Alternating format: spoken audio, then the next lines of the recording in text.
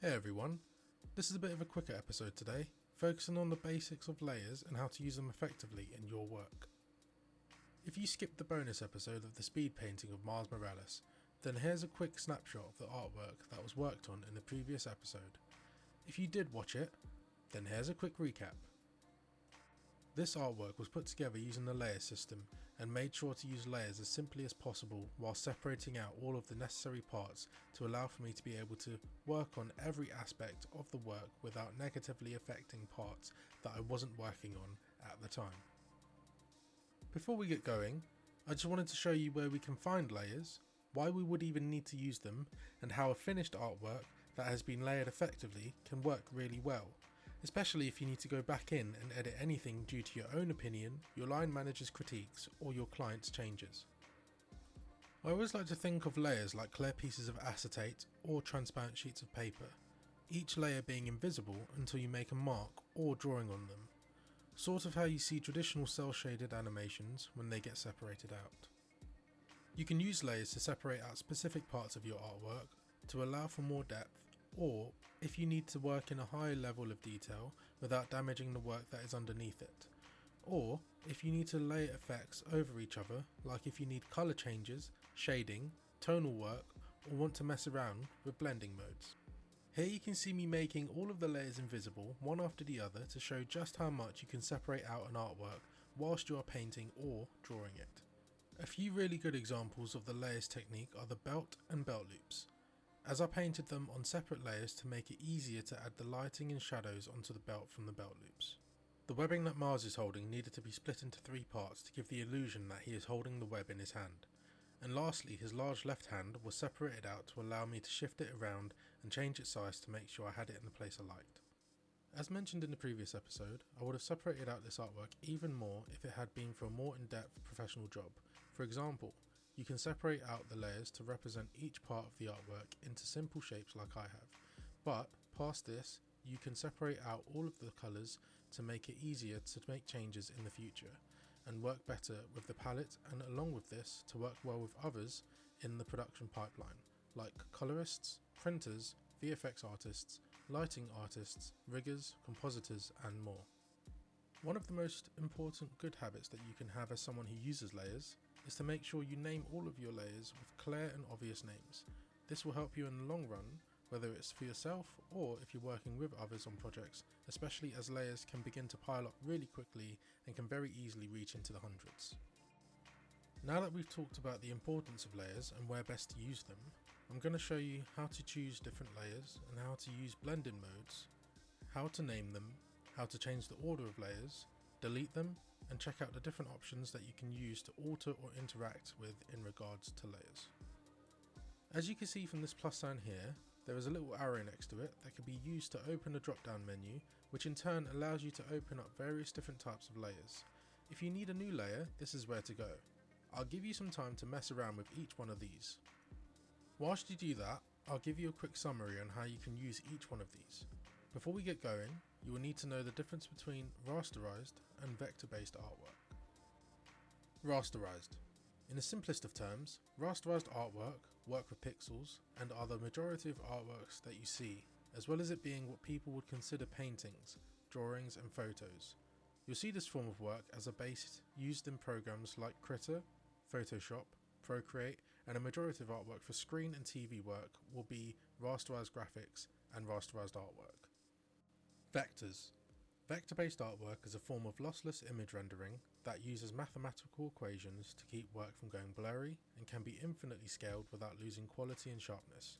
For the most part, you'll see vector graphics and vector artwork being based around line work, colour, gradient maps, and illustrations.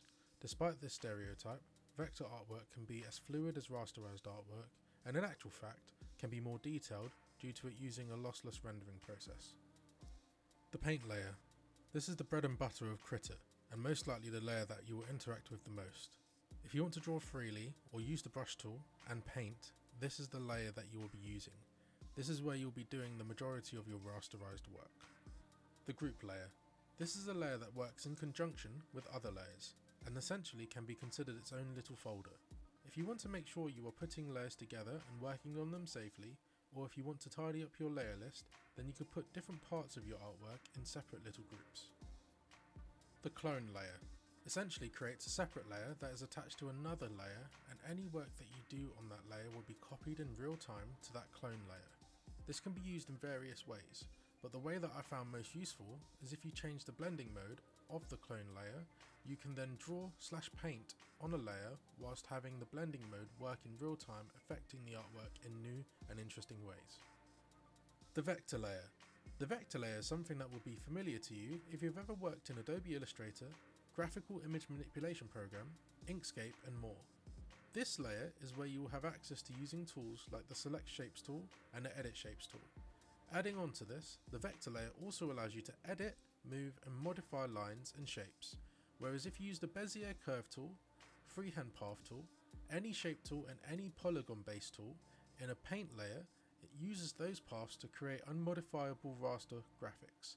So it's best to stick to vector layers if you wish to modify curves, paths and nodes later down the line.